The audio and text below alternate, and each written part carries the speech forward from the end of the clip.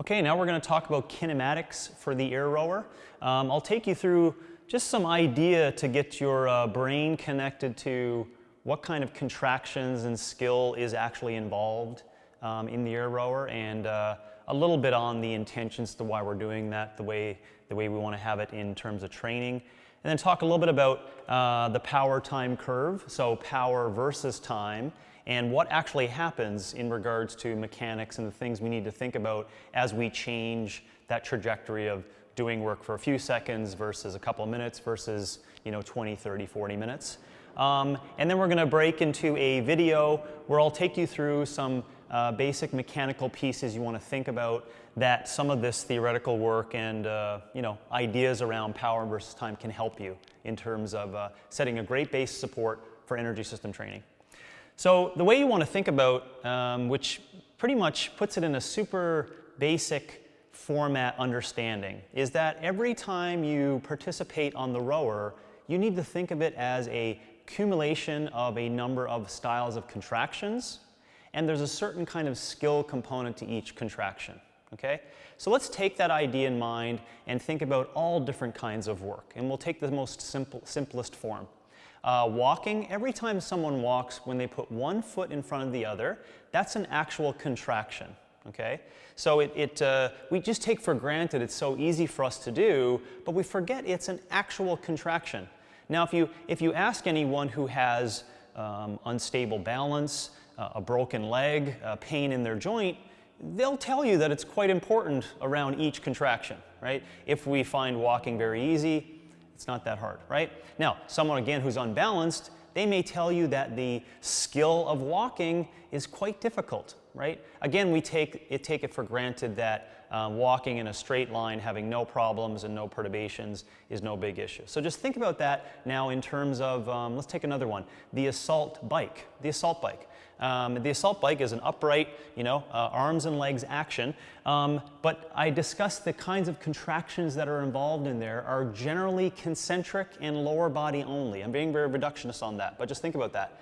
Each time I push my leg down and do a bike, right?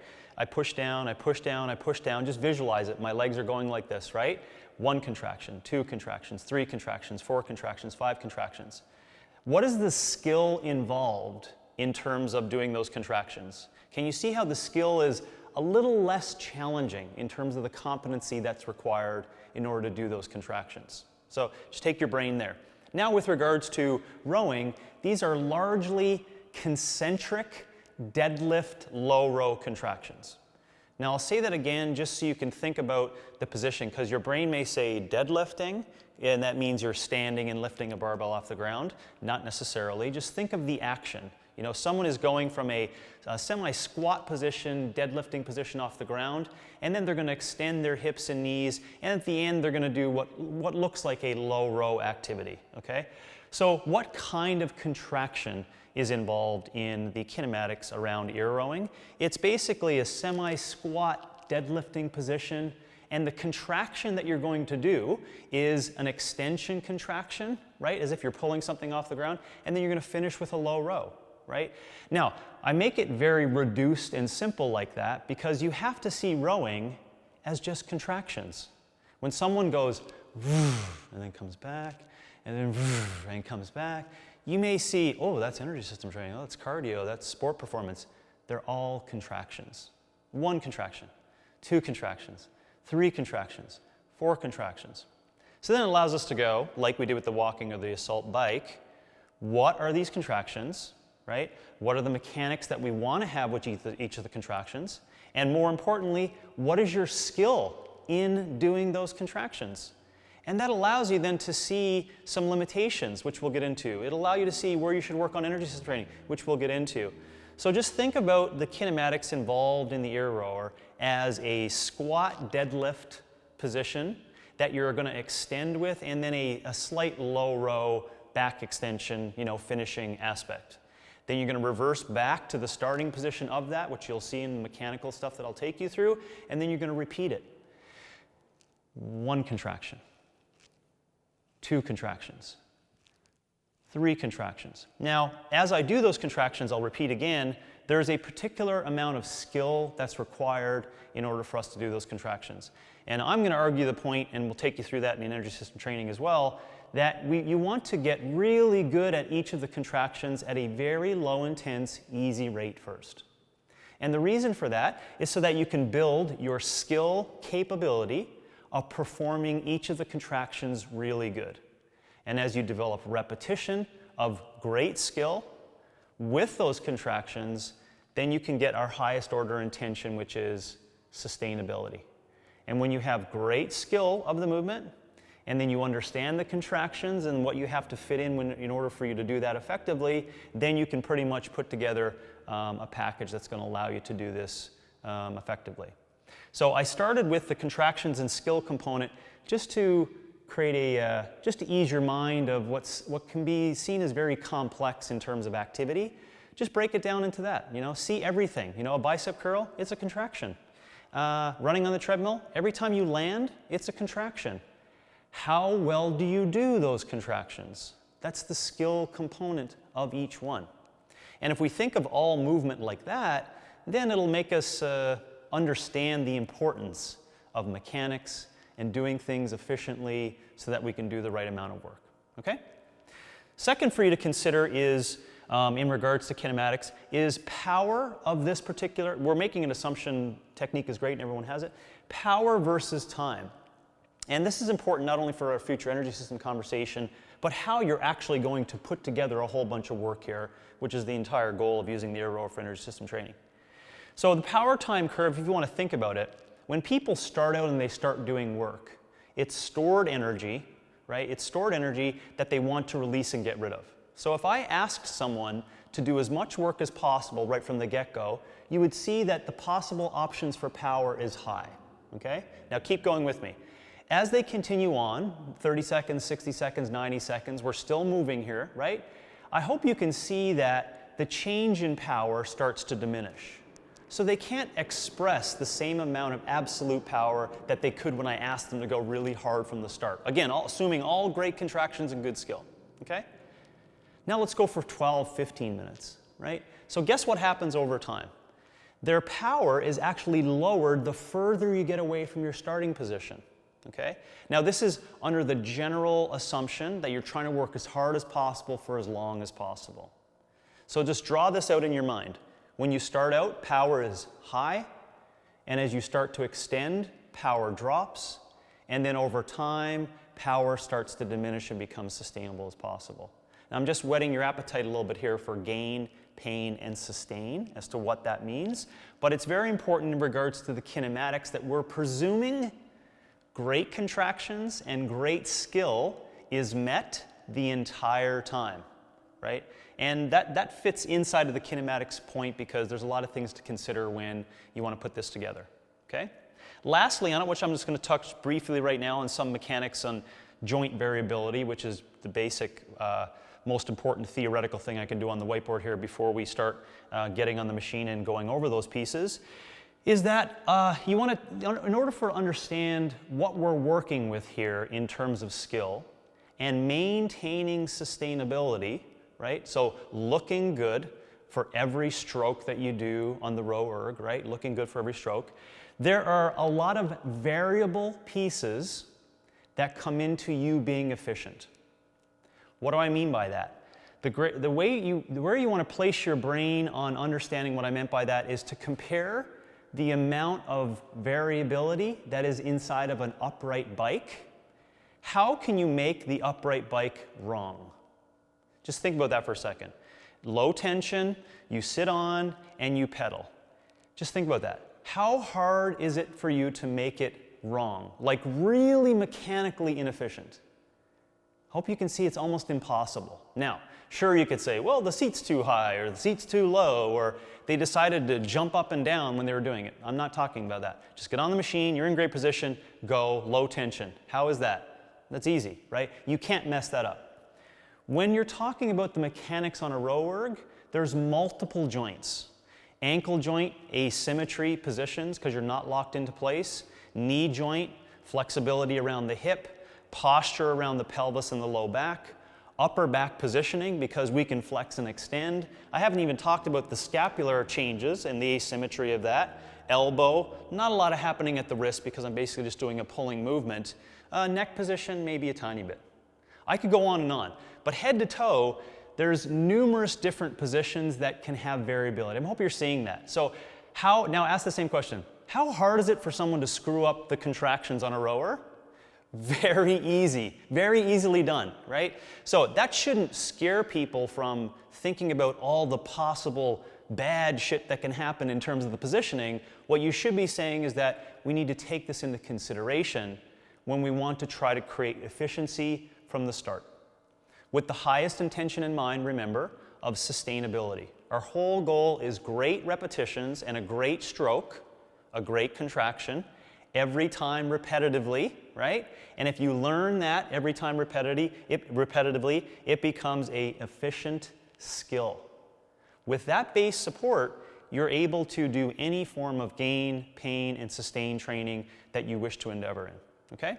So now we're going to just get into you looking at me going through some of those positions and just a few things to think about when you get on the air rower in order to set the tone for the positioning for energy system training.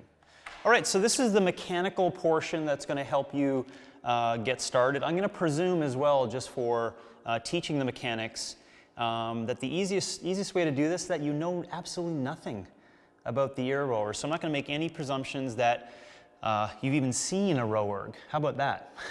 But I think that's the best way to go. And again, if we get super simple in terms of the contraction type and what we're trying to do in skill development, right? Because when I speak of skill development, what is my overall intention when I do this?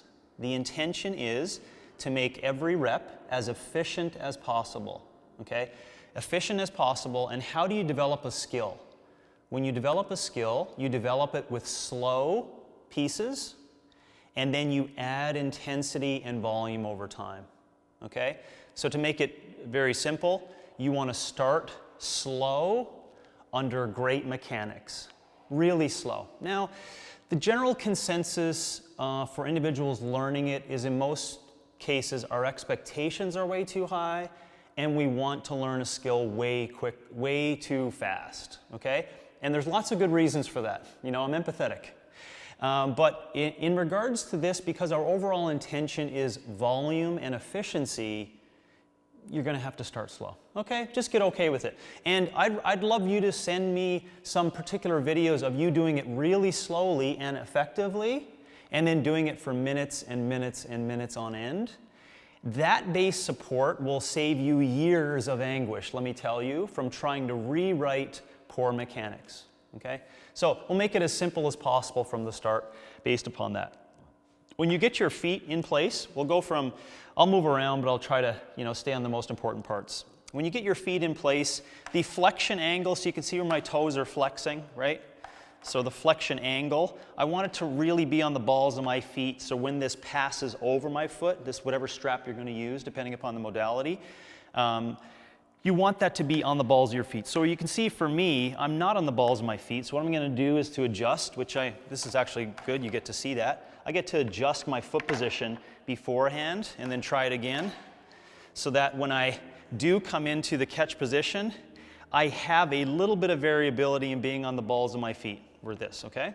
So in starting out, you want to have, wherever position you're going to be, these are going to be across, I never understood that, the balls of your foot in order for understanding. So just think of this as being my foot, right? So if you see how my fingers bend back, just pretend those are my toes.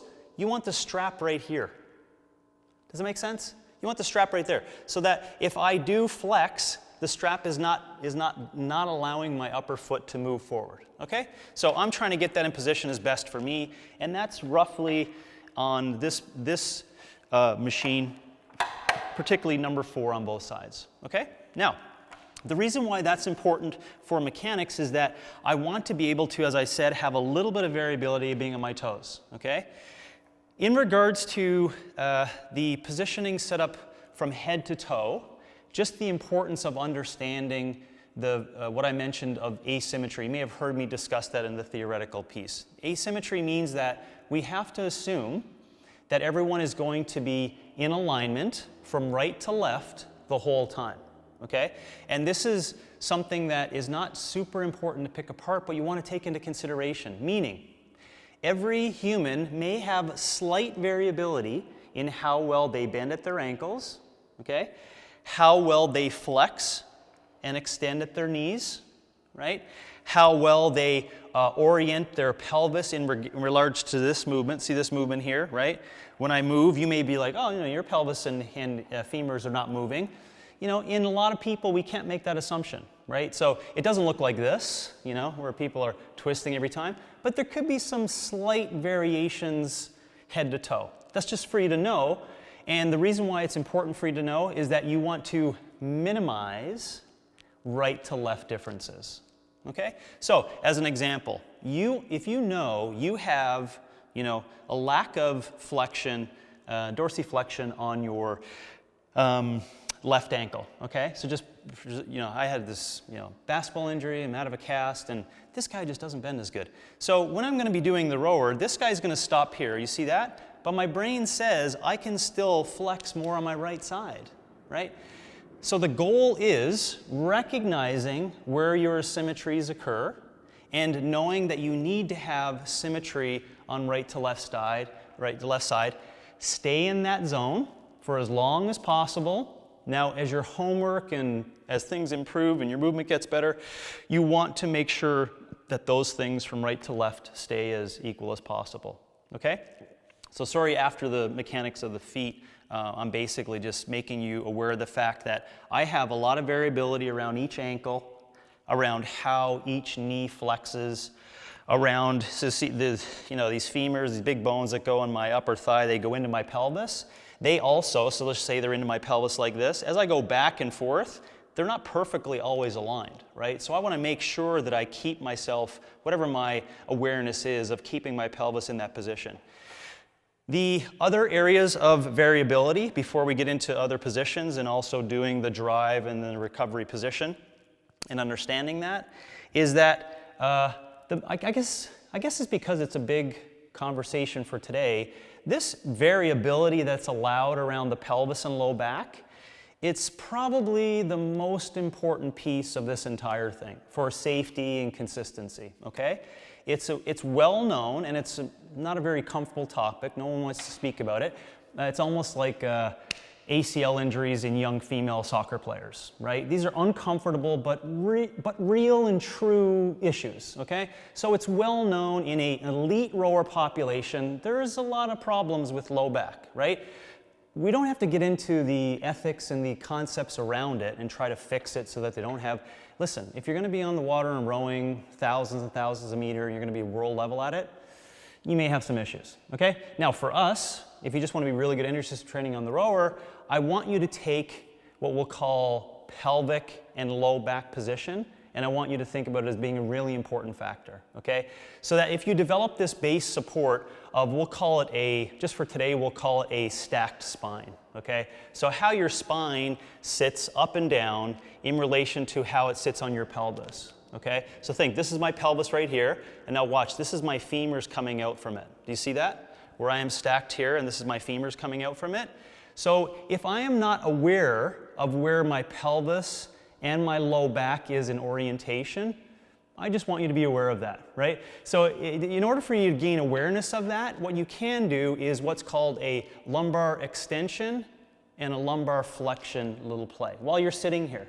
And that will give you a little idea as to how hard it is going to be for you to maintain that position the whole time, okay? So I'm doing what's called lumbar extension, right? And you can even feel it. Put your hand back here and see that my spine is going to go like this, right? My spine is doing this, is like a bigger arch, right? And now I'm going to do the opposite action.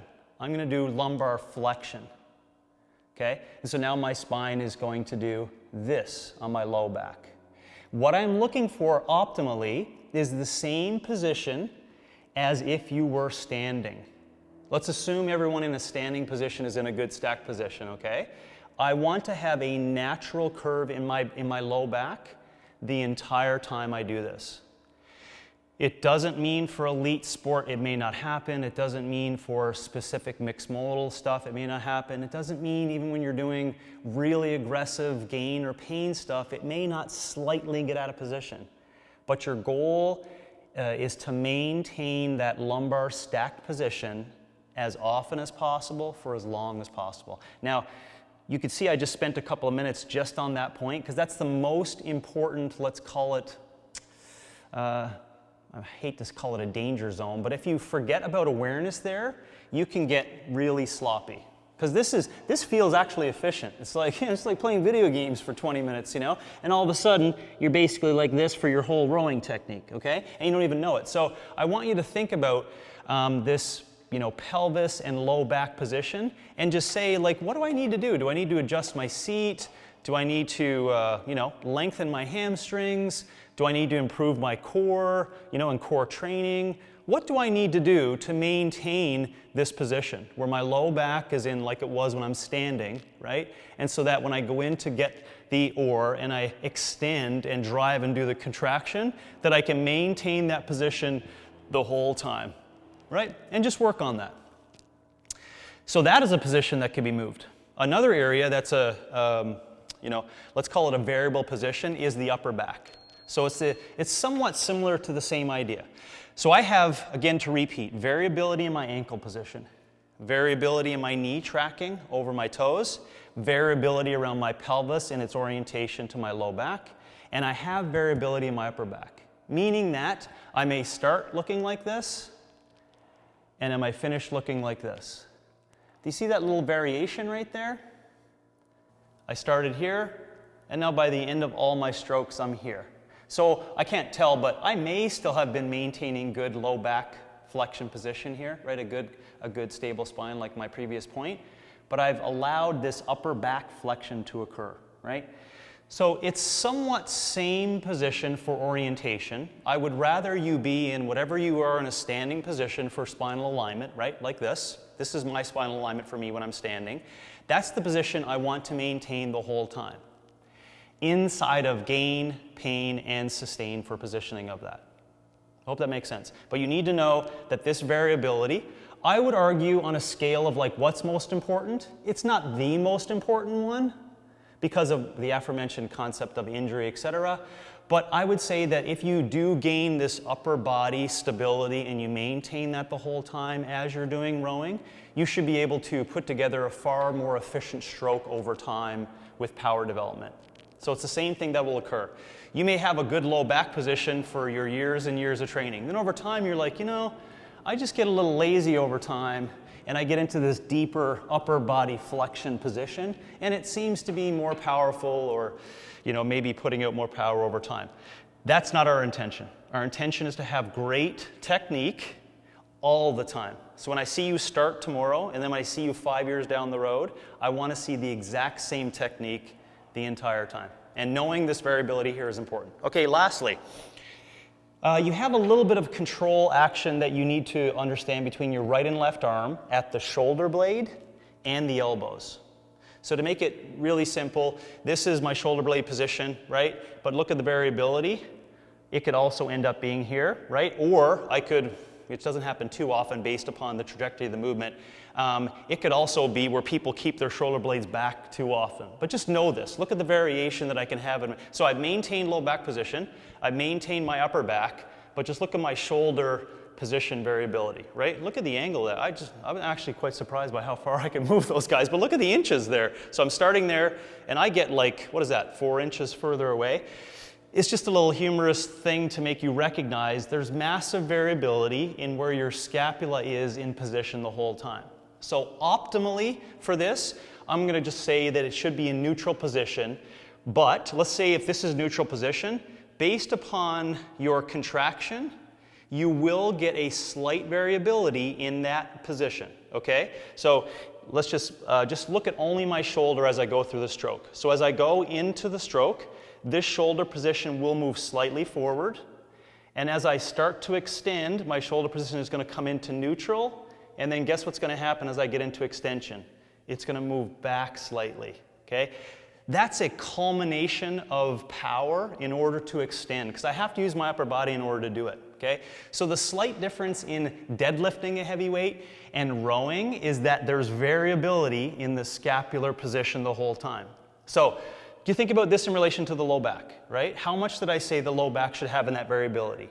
Hardly anything, right? We want to have almost the same position the whole time for power output, quarter extremity, etc.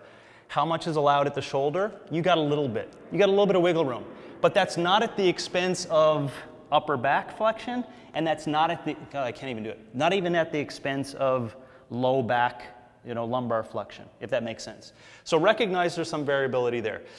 Now lastly, and it's largely a power and, let's call it a power output issue, is arm bending, okay? So if people learn rowing from a good efficiency from the start, and they start slow, and they build up proper strength that allows them to do the stroke really efficiently over time, I hardly ever see the elbow coming into being an issue.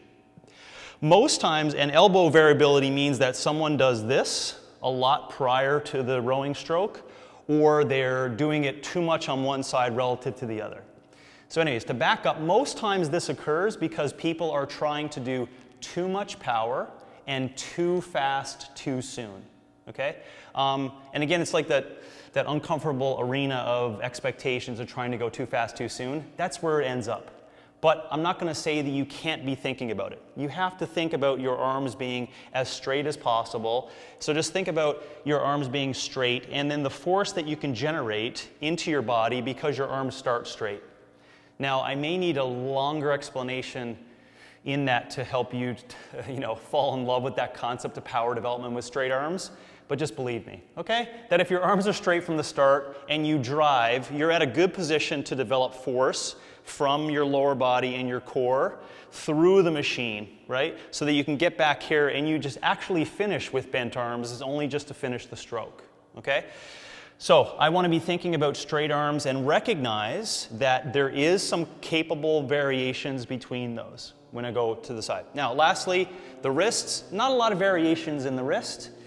And I don't want to be picky on it, but sometimes people have differences in grip strength that when you get into fatigue states, you may notice one side gripping more than the other. If you do notice that, then I'm going to just say principle and good program design lead up fixes that. So in most cases, that is fixed by slowly implementing slow training first with great mechanics, because you develop great right to left symmetry, you develop great mechanics the rest of the body, and your skill becomes really, really efficient, okay? Now, as I said, if anytime you feel right side being more dominant than the left, that may just be a signal for you to stop, take a couple of days break, and come back so that you're probably doing this. Over time, this is your right arm, this is your left arm, this is weaker, this is stronger. Over time, it starts developing like this. Do you see that? So it brings it up to great mechanics, great contractions, great skills, and now you have equality, right? As opposed to getting into really uncomfortable, painful situations on the rower and never really fixing this right side to left side issue. So generally what happens over time, just to play that story out, you're thinking, oh, it's really not that important. Well, what happens over time is that people start early arm bending, and then they can't use the rower with other modalities. Then they start doing what's called torsion in the mid-upper back, and now all of a sudden they got this little low back issue on the opposite side, and they don't know where it came from. So if you don't think this arm bending thing in asymmetry is not important, it's very important for your longevity and your ability to be able to do it, okay? Okay, we talked about the mechanics of it. In regards to the stroke, break it into two different pieces, thinking about contractions and skills. So I just presumed now you have a knowledge and just an understanding of the mechanics that are involved, okay? You want to have flat feet as much as possible in your entire stroke. Now, this is an area for conversation and debate. I generally sit more along the purist side of it, meaning that I just want efficiency and I want people to do this for a really long period of time. But I'm not going to say that based upon severe limitations for some people, you may have to get up onto your toes a tiny bit for some people. In this, and based upon you starting out and starting really slow, I'd love in this what's called the catch position to get ready to extend back, I'd love your feet to be as flat as possible. That also creates asymmetry through the ankles, asymmetry at the knees, and it probably orients the pelvis perfectly to coordinate with our low back and upper body, okay? So when I start in the position, I want my feet are flat. I want to have, you're not going to need a whole lot of awareness around this, but as you start developing the stroke, you do want this. I want my knees in line with my, let's just call it an area around my feet. There is variability on this, so some people, based upon their femur orientation, some people sit better like this. So if you could see in the video, it's not that far out, but some people feel a whole lot better with their knees oriented like this. And so it's probably, you know, just outside my pinky right here. Some people orient really good like this, meaning that they can get really flexed around their pelvis and their femurs being straight even over their big toes, right? So this is okay. What we don't want to have is this guy out, this guy in, right? What we don't want to have is lots of this happening the whole time. So all I'm saying is that just be aware that we want to have what makes sense of this nice alignment and straight and consistent the whole time, okay? I've already told you about the low back position, pelvis in relation to the low back stack position. So now I have a starting point based upon that. For individuals to get in here and start, you'll feel that your core is engaged just to hold that position. And that's a good thing to know. It's not going to be a part of every repetition that you do, but it does give you a starting point in terms of where your start position of the drive is going to be, okay? So from this position backwards, and don't look at exactly what I'm doing there, but the whole movement, that's called a drive movement, and this will be called a catch position or recovery into catch position. Okay? Let me make that as simple as possible. Drive, recovery. Drive, recovery. Okay?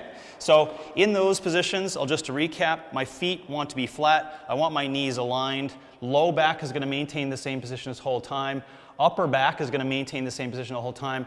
Little variation in the shoulder as I go from start to finish, right? And I want my arms straight as possible for the majority of the drive.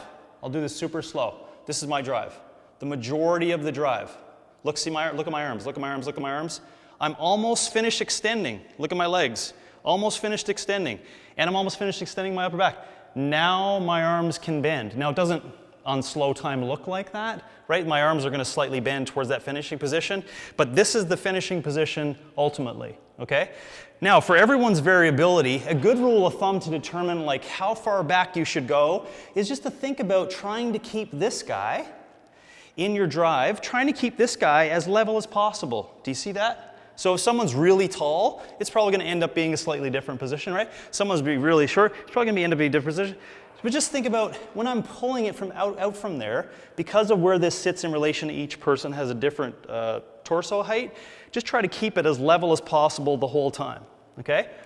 This is for the catch, or sorry, no, I called it a recovery, I apologize. For the recovery position, I like to personally have it visualizing an actual row stroke when you're outside. So some may say, well, when you finish the drive position, bring it back as equal as possible. You know, there's arguments for that, for efficiency, etc. I like to visualize that you're actually in a boat.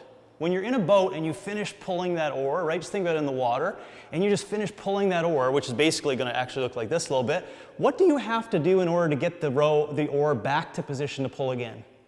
You've got to bring it down, right? Because think about that. The oar is now sticking up out of the water. It's up out of the water, right? And I'm reaching forward. Do you see how I just dipped it down into the water again? It's in the water now.